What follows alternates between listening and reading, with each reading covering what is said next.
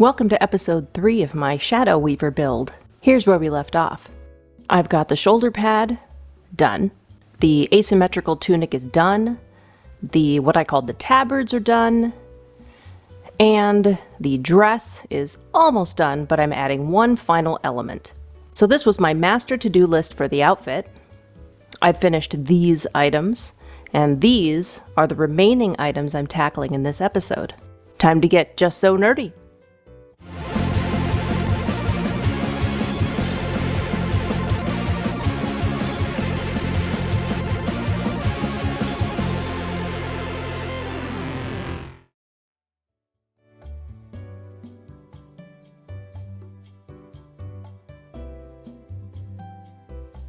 Okay, so next up, cowl. That is the neck piece. Instead of making it all in this color, I think I'm gonna have the back of it black just to add a little bit of like spooky contrast in there. I thought about using wire in order to make that kind of rippled shape, the kind of folded shape that it has. What I'm gonna do instead, again, this is my first pass, first test. Usually I get an idea of like, that could work. And sometimes it does and sometimes it doesn't. So I have this kind of thick interfacing, sew-in interfacing. It's not the sticky kind, or the iron-on kind. And I am going to use probably 2 layers of this interfacing in the middle. And hopefully that way I'll be able to kind of fold it and maybe press it in certain shapes and make sure that it'll kind of just hold its form.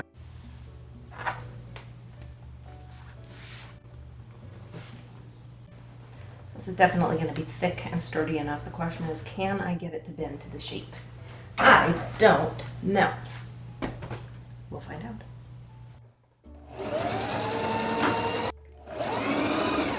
Come on, really?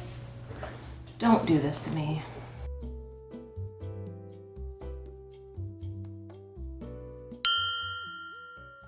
My fabric is sliding all over the place. I just stabbed myself with a needle. It's gonna be one of those days. I'm adding some more pins to try to hold it in place and stabilize it.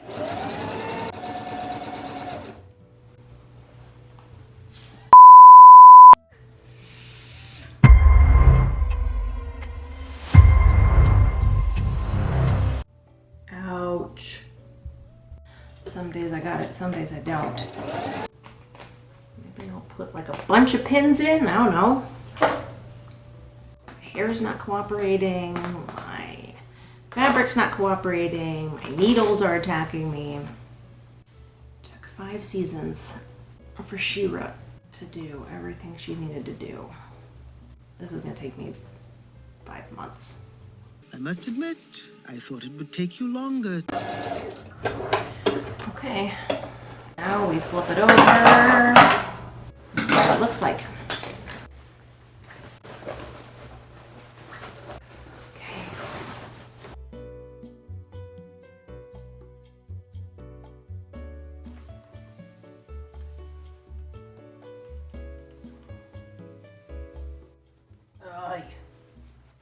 So thick.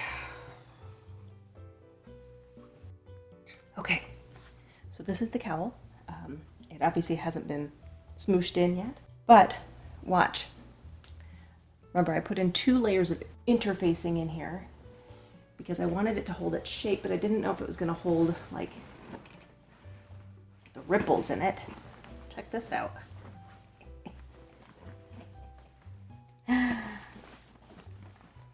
See?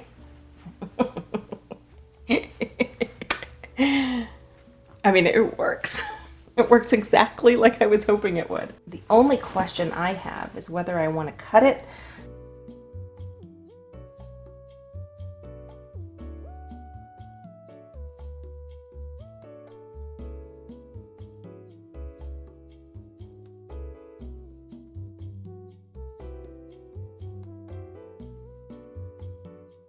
I'm almost done. I can't believe it. This project has had so many setbacks. Every single moment of it was a problem. So, do you want to see it? I'm going to show you. Ta-da! I'm pretty happy with the way that it looks. It's almost done. I'm psyched. Remember, I am not a professional. I am not really particularly good at this either. If you get close up, I got sloppy work. I do. Imperfection is beautiful. At least to me. Anywho, let me show you what's coming next. So it dawned on me that when I walk, this stuff's gonna flop around. The wires hold the shape really well. They can also fall over. I went into my garage and I scavenged a pool hoop that belongs to my daughter, and I had to pay her for this. Yeah. So anywho, this plugs into itself, which is great because it means that I can just cut it to fit the bottom of the dress, the bottom around the dress, and I am gonna sew in some like ribbon loops that I can just thread this guy through, and then I can pull it out if I want to wash the dress, which is an awesome idea, and I credit my husband for that one because that was all his idea, so good job, husband. I am gonna have to hand sew these ribbon loops, which is a real pain in the butt, but it'll be worth it. So I'm gonna go ahead and get working on that. I'm gonna have to put the dress on and we'll see if this whole theory actually functions the way that I hope it will.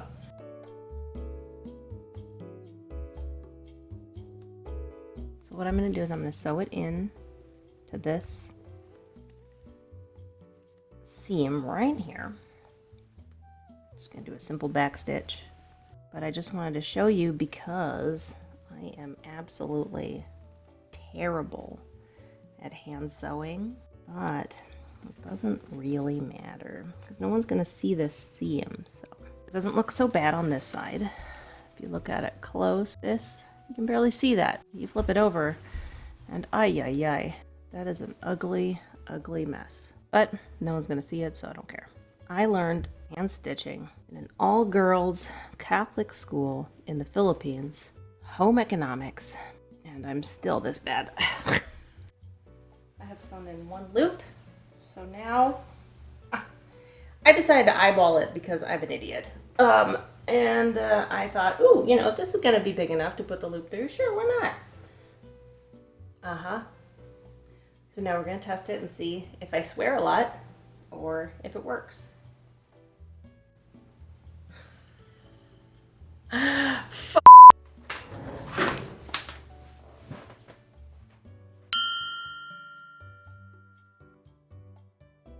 did it a second time. I made it just a little bit bigger. I said I made it just a little bit bigger. There we go. Okay, it does fit through. Now my concern, of course, is how it's gonna fall when the dress falls. Because I don't want a big old ring hanging out, and since I'm sewing it towards the bottom, it is likely that the ring will show. That I would like to avoid.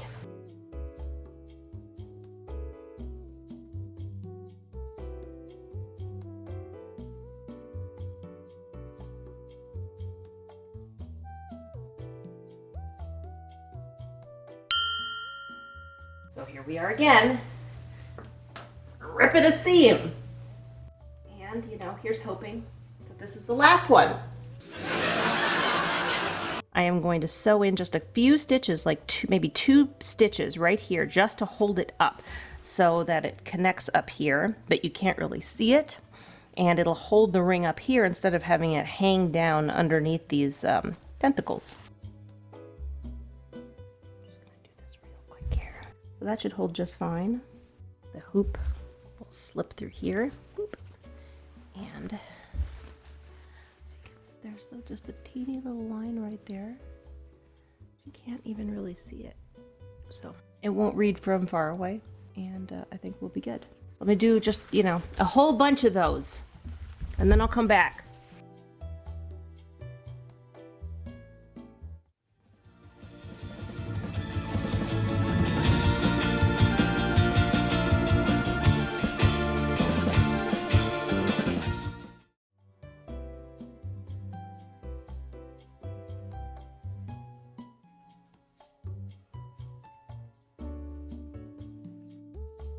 I don't want to walk like Marsha Adams. I want it to be wider. It's about time.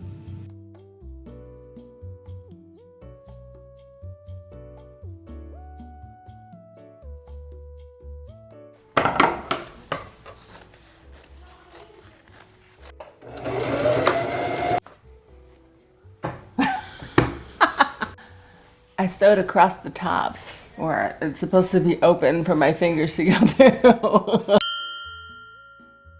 It's not terrible, is it? I think I can do it.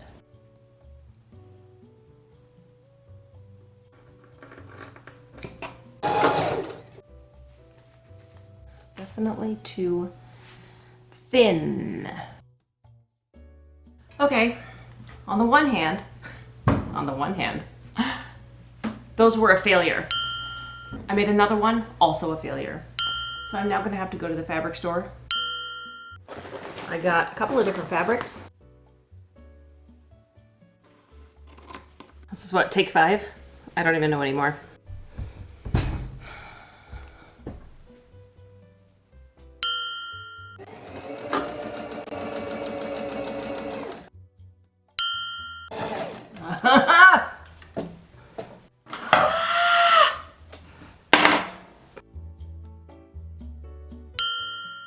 I am losing my mind. Oh, it's still gonna bother me just like the other one. I'm done. I can't do this anymore. I gotta take it off. I gotta work on something else.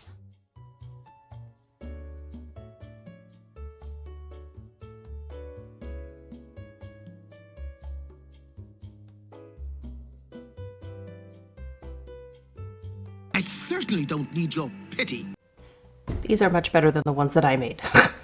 All I have to do with these is I have to cut off the tips, and I am going to use this stuff, fray check, and I'm going to dab that along the edges so that it doesn't unravel. But I'm also going to put some cardboard in here so that these things don't stick to themselves.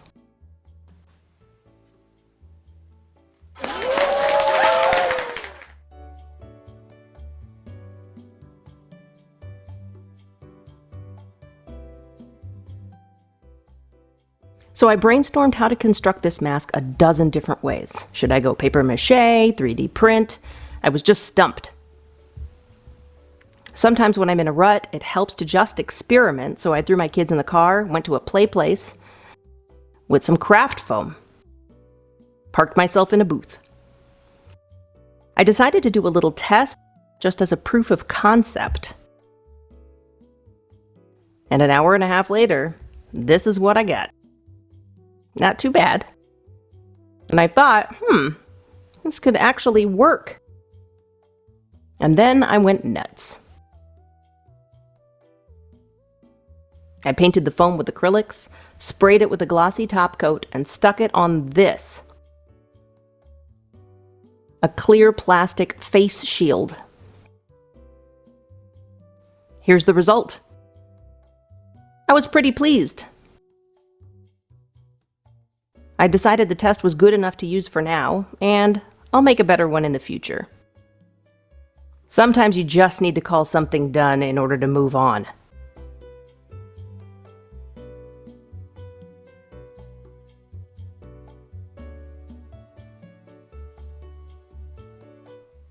So I bought the ears off Amazon.